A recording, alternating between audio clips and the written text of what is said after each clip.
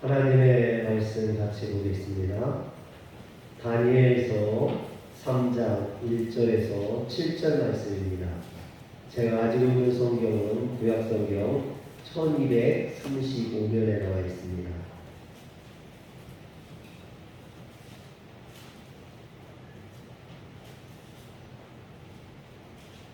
다니엘서 3장 1절에서 7절을 같이 기록합니다.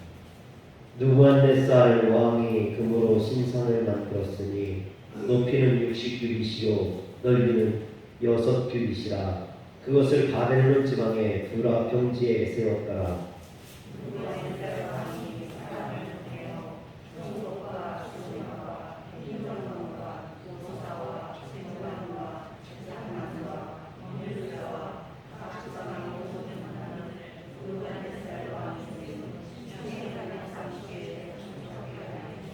이에 총독과 수령과 행정관과 모사와 재무관과 재판관과 법률사와 각 지방 모든 관원이 느부갓네살 왕이 세운 신상의 낙성식에 참석하여 느부갓네살 왕이 세운 신상 앞에 서니라.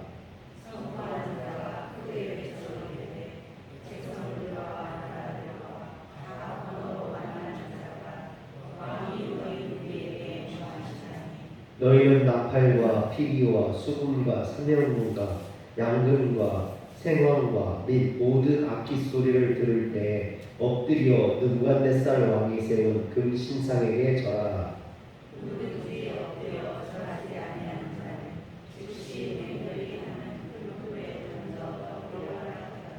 모든 백성과 나라들과 각 언어를 말하는 자들이 나팔과 피리와 수금과 사명금과 양금과 및 모든 악기 소리를 듣자 곧 느부갓네살 왕이 세운 금 신상에게 엎드려 절하니라. 아멘. 할렐루야. 오늘 말씀 다니엘서 3장은 느부갓네살 왕이 자기를 위하여 어마어마한 규모의 금신상을 만드는 이야기로 시작을 합니다.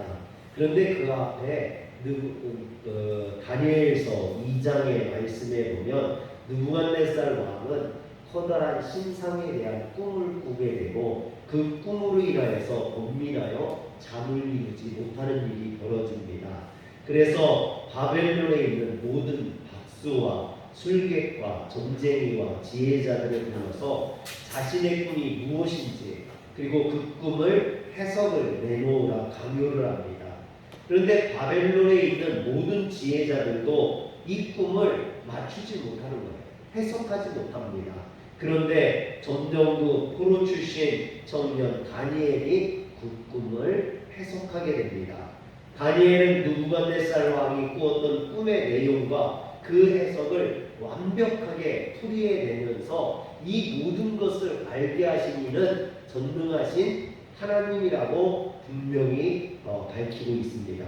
그러자 느부갓네살 왕은 다니엘서 2장 47절에 보니까 너희 하나님은 참으로 모든 신들의 신이요 모든 왕의 주제시로다. 내가 능히 이 은밀한 것을 나타내었으니 내 하나님 또 은밀한 것을 나타내시는 이시로다 라고 하나님을 찬양하고 신앙을 고백합니다. 사랑하는 성도 여러분, 이것이 얼마나 놀라운 고백입니까? 더군다나 이스라엘 백성의 입술을 통한 고백이 아니라 바벨론의 왕의 입술을 통해서 나타난 고백이라는 거죠.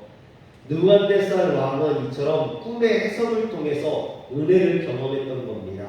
그래서 너희 하나님은 참으로 모든 신들 중에 신이요 왕들 중에 주제시라고 고백했던 것이죠. 그런데 이처럼 하나님 앞에 은혜를 경험하고 신앙을 고백했던 그 느부갓네살 왕이 2장이 끝나고 바로 3장이 되자마자 그가 금신상을 만들고 그 금신상에게 절하라고 명령하고 있는 겁니다. 여러분 어떻게 이런 일이 가능할까요? 은혜 받았다는 사람이 금방 우상을 섬기는, 우상을 만드는 이런 일이 가능하냐라는 것입니다. 그런데 이런 일들이 성경 속에 보면 자주 나오죠. 베드로도 마태복음 16장에 보면 주는 그리스도이시오 살아계신 하나님의 아들이라고 고백했다가 금방 예수님의 길을 막았다가 뭐라고 됐습니까? 사단아 내 뒤로 물러나라는 소리를 듣지 않습니까? 어쩌면 이것이 간사 인간의 보편적인 모습일지도 모릅니다. 전에 보면 어떤 유명한 연예인이 어려움을 겪고 자기가 교회 나와서 은혜를 받고 그래서 교회들마다 다니면서 간증을 하고 그래서 제가 인터넷으로 찾아봤어요. 은혜스럽다고 해서. 그랬더니 정말 은혜스러운 간증을 하더라고요. 그래서 우리 교회에 한번 저분을 모셔서 간증을 들어야겠다. 그렇게 마음 먹고 있는데 뉴스에 나왔어요. 그분이 음주운전을 해가지고 사고를 내고 뺑소니를 쳤다가 구속됐다고. 그런 내용을 들으면 실망이 되는 거예요. 아니 은혜 받았다는 사람이 교회 다니면서 간증하는 사람이 어떻게 저런 짓을 할 수 있을까? 그런데 그게 인간이라는 거죠. 인간은 은혜 받았다가도 금방 또 우상을 만들어내고 죄를 짓는 그런 모습이 인간의 모습이라는 겁니다. 그렇다면 느부갓네살 왕이 이런 어처구니 없는 일을 저지르는 이유가 무엇일까요? 그 첫 번째 이유는요, 은혜를 경험하고도 그 변하지 않는 그 마음 속에 있는 인간의 성품 때문이라는 겁니다. 두 가지 성품을 주로 볼 수 있는데 첫 번째는 뭐냐면 교만과 자기 과시입니다. 오늘 말씀에 이 사건들을 기록하고 있는 오늘 우리가 읽은 1절부터 7절의 말씀을 다시 한번 잘 보시면 어디에 포인트를 맞추고 있는지를 찾아볼 수 있습니다. 1절에 보면 느부갓네살 왕이 금으로 신상을 만들었으니 높이는 60규빗이요 넓이는 6규빗이라 그것을 바벨론 지방의 두라 평지에 세웠더라. 여러분 평지에 높이가 60규빗짜리 신상을 만든 거예요. 그런데 이 60규빗이면 미터로 따지면 몇 미터 정도 되냐면 27미터 정도 됩니다. 여러분 아파트로 따지면 9층 높이의 그런 신상을 만든 거예요.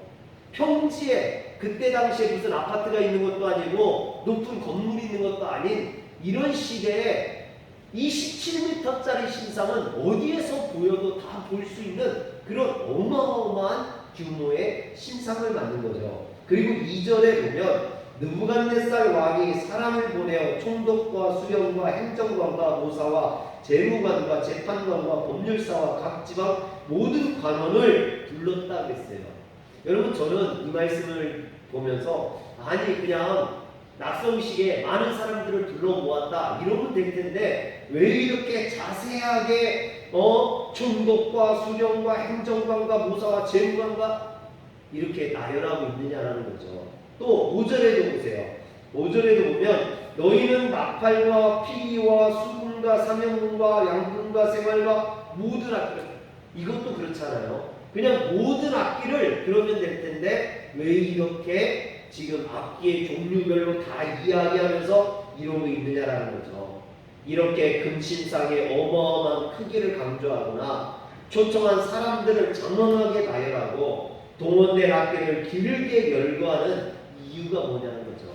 그것은 지금 이 낙성식에 이 신상의 그 규모와 크기가 어마어마함을 그 규모를 자랑하기 위함이라는 겁니다. 이렇게 규모를 강조함으로써 느부갓네살은 자신의 부와 능력을 과시하고자 했던 것입니다. 그런데 이런 느부갓네살 모습 속에서 보여지는 모습이 바로 교만, 자기 과시의 모습이라는 거죠. 하나님의 은혜를 받았다는 사람이 이처럼 자기 과시에 빠져서 교만에 빠져서 자기를 과시하고 있는 겁니다. 그런데 이것은요 느부갓네살뿐만 아니에요. 오늘날 우리도 마찬가지죠. 하나님에게 목회자로 쓰임받았다는 목회자가, 장로가, 권사가 정말 믿음이 좋다는 사람들의 모습 속에서도 때로는 이런 자기 과시의 욕구나 교만한 마음들이 보여질 때가 있습니다. 그만큼 인간의 내면 속에는 이 교만이라는 것들이 뿌리 있게 박혀 있죠. 그래서 제가 성경 속에 이 교만이 어디서부터 시작되었나 이렇게 찾아보니까요. 첫 인간이었던 아담과 하와의 때서부터 이 교만이 나오더라고요. 그들이 하나님처럼 되고자 하는 마음으로 선악과를 따먹음으로 인간의 죄가 들어왔지 않습니까? 그 죄와 함께 인간에게는 뿌리 깊은 이 교만의 뿌리가 들어와 있는 겁니다. 여러분, 여기 있는 이상열 목사가 좀 거칠게 생겼어도 그래도 보기하고 다르게 좀 우리 성도님들에게 참 부드럽고 다정다감하고 그리고 자상한 목사지 않습니까? 별로 인정들 안 해주시는데 그래도 그렇다고 쳐요. 그래도 제가 교만한 목사보다는 그래도 겸손한 목사 쪽에 가깝지 않습니까? 제 스스로는 그렇게 생각해요. 제가 우리 성도님들이 인사해도 인사도 받지 않고 막 이렇게 목을 뻣뻣하게 하고 그러진 않잖아요. 여러분, 좀 부드럽고 그런 목사 쪽에 속하는데 이런 저의 마음 속에도 분명 교만과 자기 과시에 대한 욕구가 있다는 거죠. 그래서 틈만 나면 이런 모습들이 자꾸 드러나려고 해요. 그래서 이렇게 주변 목사님들하고 이야기하다 보면 막 어떤 때 보면 제가 막 교회를 너무 자랑을 하고 있어요. 그리고 저희 아이들을 막 자랑할 때가 많아요. 근데 그런 한참 자랑을 하다가 옆에 있는 목사를 딱 보면요, 좀 떨떠름해하는 것 같아요. 네. 아, 이거 내가 지금 너무 내 자랑을 하고 있구나, 그런 생각이 번뜩 드는 거죠. 여러분, 그럴 때마다 제가 이렇게 하나님 앞에 기도합니다. 하나님, 제 마음속에 이 뿌리 깊은 교만과 나를 과시하고자 하는 이 자기 욕구를 하나님 제하여 주시고 오직 겸손하고 하나님의 은혜만 찬양할 수 있는, 영광 돌려드릴 수 있는 그런 목사가 되게 해달라고 기도합니다. 사랑하는 성도 여러분, 이것은 저뿐만 아니라 여기 있는 우리 모두가 다 해야 될 기도입니다. 우리 인간은요, 늘 이런 자기 욕구, 자기 과시에 대한 욕구가 늘 들어있습니다. 여러분, 구약에 나오는 사울왕을 보면 사무엘이 사울을 처음 만나서 그가 이스라엘의 왕이 될 것이라고 이야기했을 때 사울이 뭐라 했냐면 사무엘상 9장 21절에 보면 나는 이스라엘 지파 중에 가장 작은 지파 베냐민 사람이 아니니까 또 나의 가족은 베냐민 지파 모든 가족 중에 가장 미약하지 아니하니까 당신이 어찌하여 내게 이같이 말씀하시니까. 여러분, 얼마나 겸손한지 몰라요. 왕이 되기 전에 사울은 이처럼 겸손한 사람이었어요. 그런데 이런 사울이 왕이 된 후에는 완전히 변화돼서 자기 과시를 위한 기념비를 세우는 사람이 되어버렸죠. 사무엘상 15장에 보면 하나님께서 사울에게 아말렉을 치라 명하십니다. 그래서 사울이 나가서 여호와의 이름으로 나가서 싸워서 아말렉을 진멸하죠. 그리고 돌아와서는 여호와를 위한 기념비를 세우는 게 아니라 자기 자신을 위한 기념비를 세우게 됩니다. 그래서 사무엘상 15장 12절에 보니까 사무엘이 사울을 만나려고 아침에 일찍이 일어났더니 어떤 사람이 사무엘에게 말하여 이르되 사울이 갈멜에 이르러 자기를 위하여 기념비를 세우고 밭길을 돌려 길갈로 내려갔다 하는지라. 여러분, 누구의 기념비를 세워야 됩니까? 누구 때문에 이겼습니까? 누가 나가겠습니까? 여러분, 하나님이시거든요. 그렇다면 당연히 하나님을 위한 기념비를 세워야 될 사울이 하나님을 위한 기념비가 아니라 자기 자신을 위한 기념비를 세웠다는 거죠. 이처럼 사울은 겸손하게 시작했는데 시간이 지나면서 교만해져서 자기를 위한 기념비를 세우는 교만한 자가 되고 말았습니다. 이런 사울의 모습이나 오늘 자신의 힘과 능력을 과시하기 위해 금신상을 세우는 느부갓네살의 모습이나 같다라는 거죠. 사랑하는 성도 여러분, 처음부터 교만한 사람들이 별로 없습니다. 또 끝까지 겸손한 사람도 많지 않습니다. 그렇기 때문에 우리는 늘 스스로를 돌아볼 수 있어야 하고 겸손을 위해서 늘 기도할 수 있어야 됩니다. 내버려두면요, 저절로 자라나는 잡초처럼 우리의 마음속에 교만이 자라난다는 거죠. 그래서 우리는 잡초를 뽑듯이 교만한 마음을 뽑아낼 수 있어야만 합니다. 느부갓네살 왕이 은혜를 받고도 금신상을 세우는 어처구니 없는 일을 저지른 두 번째 성품은요, 두려움과 열등감 때문입니다. 사실 교만과 자기 과시라는 태도 속에는요, 두려움에서 비롯된 열등감이라는 감정이 자리 잡고 있을 때가 많습니다.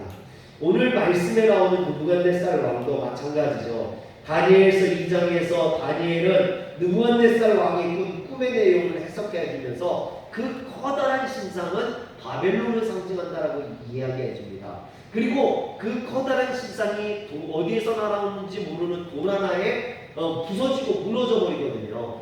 그것은 곧 바벨론의 멸망을 의미한다고 이야기해 줍니다. 그런데 이 같은 말을 들은 느부갓네살 왕은 두려움에 빠진 거예요. 바벨론이 멸망한다는 것에 두려움에 빠진 겁니다. 여러분, 그러면 어떻게 해야 됩니까? 이것을 지금 하나님께서 말씀하셨고 하나님의 뜻입니다. 그렇다면 하나님 앞에 나아가서 엎드려야 되거든요. 그런데 느부갓네살 왕은 그런 것이 아니라 오히려 무너지지 않는 금신상을 세우고, 여호와가 바벨론을 멸망한다고 금신상을 세워서 우리는 여호와를 대적하겠다라고 이야기하는 거죠. 즉 바벨론의 멸망에 대한 심판의 예언을 듣고 느부갓네살 왕은 그 두려움과 열등감에 내가 무너지지 않는 금신상을 만들어서 바벨론이 영원히 무너지지 않는 영광을 보여주겠다라고 하는 겁니다. 이처럼 느부갓네살 왕의 교만과 자기 과시에 거대한 금신상을 만든 거죠. 그런데 이런 인간의 자기 과시 이면에는 항상 열등감이 존재합니다. 전에 친구 목사님하고 이렇게 같이 차를 타고 가는데요, 신호가 걸려서 딱 섰어요. 그리고 이제 그러니까 그 기아를 풀어놓죠. 그리고 이제 신호가 바뀌니까 기아를 넣는데요, 뒤에서 빵빵 거리는 거예요. 아니, 그 기아 신호 바뀌자마자 기아를 넣는데도 빵빵 거리는 거예요. 아, 뭐가 저렇게 급해서 그러나 그랬어요. 그래서 출발을 하는데요, 뒤에서 뭉 하더니 샥 해가지고 앞으로 투어해가지고 확 껴들어서 가는 거예요. 얼마나 위험하기도 하고 그런지. 그래서 제가 한 소리를 했어요. 아니, 저 사람은 운전을 어떻게 저렇게 해? 그랬더니요, 옆에 계신 목사님이 하는 소리가, 제가 아마 공부를 못하는 애 거야. 한 번도 어디 가서 칭찬도 못 해보고 누굴 이겨본 적이 없어가지고 운전으로 남을 이겨보려고 뭐가 돼서 그런지 그런다는 거예요. 여러분, 어떤 남에게 늘 지고 뒤지고 남에게 추월해보지 못하는 그런 어떤 열등감이 그런 난폭한 운전을 만든다고 이야기하는. 그래서 제가 좀 긍정을 했어요. 요즘 갑질이라는 것도 많이 나오지 않습니까? 근데 그 갑질하는 사람들을 보면요, 오히려 그 사람들이 열등감에 빠져 있는 것 같아요. 어떤 열등감에 빠져서 너는 내 종이고 내가 주인이야.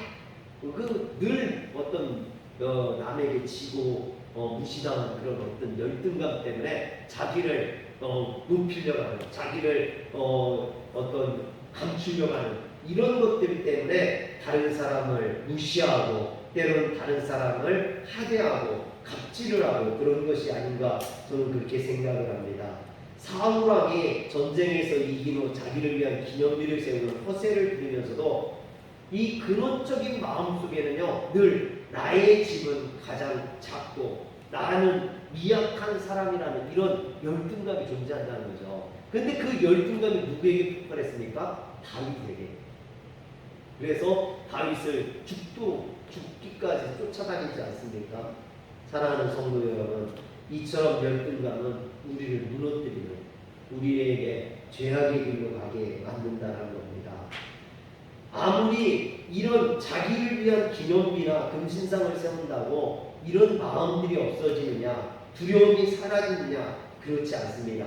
그러므로 우리 안에 이런 두려움과 자격지심 같은 건강하지 못한 감정이 찾아올 때 우리는 어떻게 해야 될까요?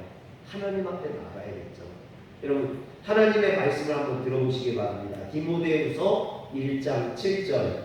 하나님이 우리에게 주신 것은 두려워하는 마음이 아니요 오직 능력과 사랑과 절제하는 마음이니 그랬습니다.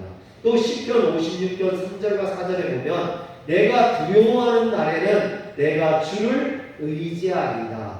내가 하나님을 의지하고 그 말씀을 찬송하올지라. 내가 하나님을 의지하였은즉 두려워하지 아니하리니 교육을 가진 사람이 내게 어찌 하리이까. 여러분, 우리의 마음속에 두려워하는 마음이 들 때 우리는 그것을 위해서 내가 무엇을 하려고 할 것이 아니라 하나님을 의지할 수 있기를 주의 이름으로 축원합니다. 만약 지금 내면에 이런 두려움이 있는 분이 있다면 여러분은 두 갈래의 교차로 앞에 서 있는 것과 마찬가지입니다. 한 길은 느부갓네살이나 사울 왕의 길로 교만 가운데 자기 과시의 열매를 맺는 것이고, 다른 한 길은 다니엘과 다윗의 길로 하나님 앞에 그 두려움을 내려놓고 인도함을 받는 길입니다. 여러분, 어느 길로 가시겠습니까? 당연히 다윗과 다니엘의 길로 가서 하나님 앞에 모든 것들을, 모든 두려움을 내려놓고 주님의 인도함 받는 성도가 되시길 주의 이름으로 축원합니다. 그런가 하면 하나님을 인정했던 느부갓네살 왕이 금신상을 만드는 두 번째 이유는 문제를 자기 힘으로 풀려는 그러한 모습 때문입니다. 은혜를 받고도 교만과 자기과시 그리고 두려움과 열등감의 문제를 떨쳐내지 못하는 사람은 자기에게 닥친 모든 문제를 자기 힘으로 풀려고 하기 때문입니다. 느부갓네살 역시 이런 태도 때문에 하나님을 인정한 후에도 자기를 위한 금신상을 세우게 된 거죠. 다니엘 2장에서 다니엘이 풀이해준 꿈 해석을 통해 느부갓네살 왕은 두 가지를 깨닫게 됩니다. 첫째는 아무리 강해 보이는 제국이라 할지라도 영원하지 않다라는 것이죠. 또 하나는 눈에 보이는 세상의 모든 제국은 하나님의 통치하에 놓여 있다라는 겁니다. 그렇다면 이 바벨론의 멸망 앞에서 느부갓네살 왕은 당연히 그 전능하신 하나님을 의지해야만 했습니다. 그 하나님 앞에 나아갔어야만 했습니다. 그런데 느부갓네살 왕은 그런 것이 아니라 그 위협과 어려움을 내가 해보겠다고, 내 능력으로 그것을 막아보겠다고 지금 금신상을 만들어서 하나님을 대적하려 하고 있는 겁니다. 3장 1절에서 그는 그래서 금신상을 만들죠. 이는 2장에서 다니엘의 꿈 해몽을 통해 바벨론을 얘기하는 그 거대한 금신상이 머리는 금으로 되어 있지만 가슴은 은으로 되어 있고 배는 노수로 되어 있고 다리는 진흙으로 되어 있기 때문에 무너질 수밖에 없다라고 다니엘이 해석해 줬습니다. 바벨론을 형상한 거거든요. 바벨론이 머리는 금처럼 튼튼한데 다리가 진흙으로 되어 있어서 무너질 수밖에 없구나. 그래서 이 느부갓네살은 머리부터 발끝까지 다 금으로 된 그런 거대한 금신상을 만든 거예요. 여러분, 물론 그런 금신상을 만든다고 바벨론이 그처럼 머리부터 발끝까지 다 단단해지는 건 아니겠죠. 그럼에도 불구하고 이 느부갓네살은 그렇게 하려고 했던 겁니다. 창세기 13장에 보면 아브라함과 롯의 목자들이 서로 갈등을 일으키고 다투는 사건이 벌어집니다. 아브라함과 롯은 조카잖아요. 아브라함의 조카가 롯인데 둘이 갈등을 일으키니까 아브라함과 롯이 서로 갈라서기로 합니다. 그런데 이 과정을 잘 보면요, 롯은 문제를 자기 힘으로 풀려는 느부갓네살과 같은 그런 모습을 보입니다. 아브라함은 다니엘과 같이 하나님을 의지하죠. 여러분, 먼저 롯은 자신의 눈에 좋은 소돔과 고모라 땅을 선택합니다. 창세기 13장 10절에 보면 롯이 눈을 들어 요단 지역을 바라본즉 소알까지 온 땅에 물이 넉넉하니 여호와께서 소돔과 고모라를 멸하시기 전이므로 여호와의 동산 같고 애굽 땅과 같았더라. 이건 누구의 눈으로 본 거예요? 롯의 눈으로. 여러분, 그래서 13장 10절에 뭐라고 되어 있습니까? 롯이 눈을 들어 그랬어요. 주체가 누굽니까? 롯으로 되어 있어요. 그런데 아브라함은 어떨까요? 아브라함은 자신의 눈에 좋은 대로 보는 것이 아니라 하나님이 보여주시는 것을 보게 됩니다. 그래서 창세기 13장 14절에 보면 롯이 아브라함을 떠나 후에 여호와께서 아브라함에게 이르시되 너는 눈을 들어 너 있는 곳에서 북쪽과 남쪽 그리고 동쪽과 서쪽을 바라보라 그랬습니다. 지금 누가 아브라함에게 눈을 들어보라고 하는 겁니까? 하나님이거든요. 하나님이 바라보라고 하는 겁니다. 롯은 자기 눈에 좋은 것을 선택했지만 결국 소돔과 함께 멸망했습니다. 반대로 아브라함은 하나님의 인도하심을 받아 그곳을 선택했습니다. 그리고 그는 믿음의 조상이 되었습니다. 그렇다면 우리는 어떻게 하면 느부갓네살과 같은 이 어리석음을 피할 수 있을까요? 저는 그 대답을 다니엘의 세 친구들에게서 찾습니다. 그들은 금신상 앞에 절하라는 느부갓네살 왕의 명령에 대해 뭐라고 이야기하냐면 다니엘 3장 17절과 18절 왕이여 우리가 섬기는 하나님의 계시라면 우리를 맹렬히 타는 풀물불 가운데서 능히 건져내시고 왕의 손에서도 건져내시리이다. 여러분 얼마나 대단한 믿음입니까?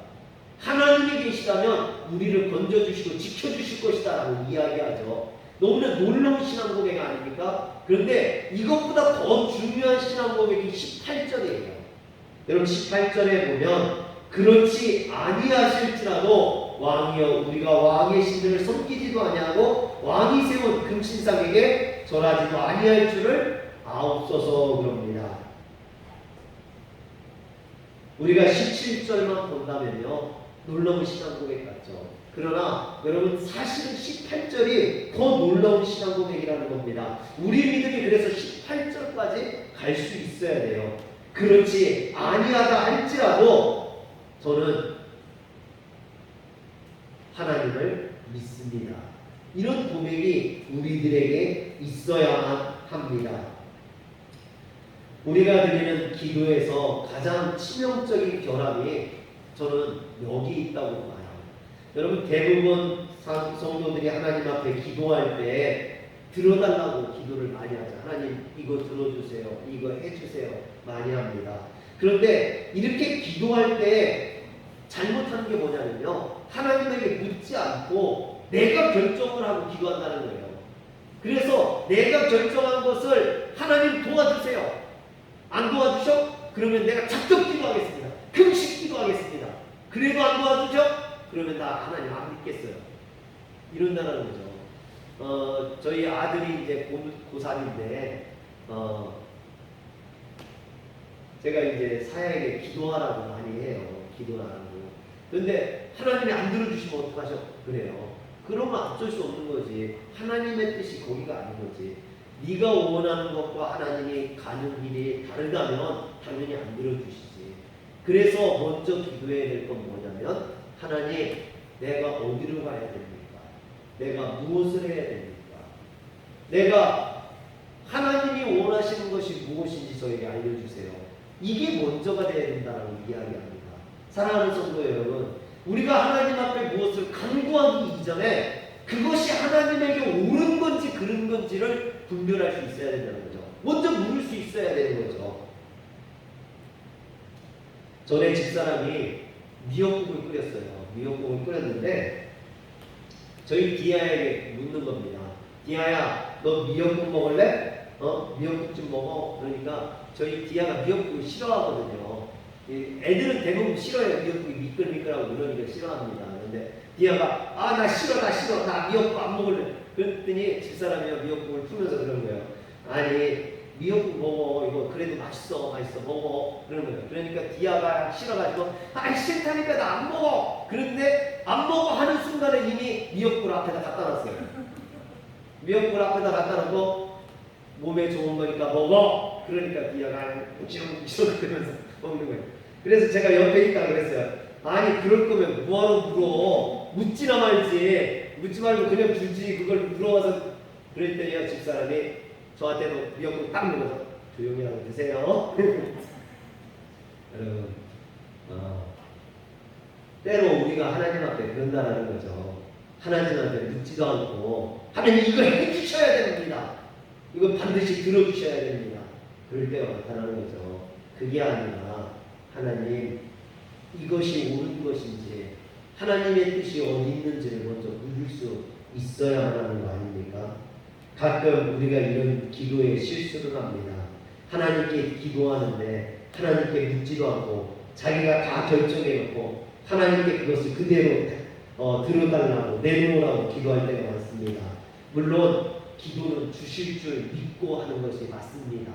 여러분 당연히 주실 줄 믿고 하는 기도죠. 그러나 주실 줄 믿고 끝까지 기도하는 것과 자기 자신이 다 결정해놓고 하나님 앞에 내놓으라고 하는 것은 다르다라는 것이죠.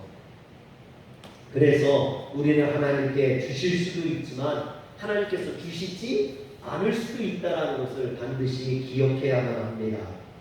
하나님의 뜻이 아니라면 주시지 않을 수도 있다는 거죠. 우리는 그걸 인정할 수 있어야 됩니다. 그런데 어떤 분들은요, 내가 열심히 기도했는데 하나님이 안 들어주셔서 난 교회 안 다닌다고 그런 분들이 있어요. 여러분 그건 기도를 모르는 분들이에요. 하나님은 내가 결정했으니까 무조건 들어줘야 되는 그런 분이 아니죠. 여러분 신앙생활은 그렇게 하는 게 아닙니다. 신앙생활은 하나님의 뜻을 묻고 그 하나님의 뜻대로 살려고 노력하는 게 신앙생활인 것이죠.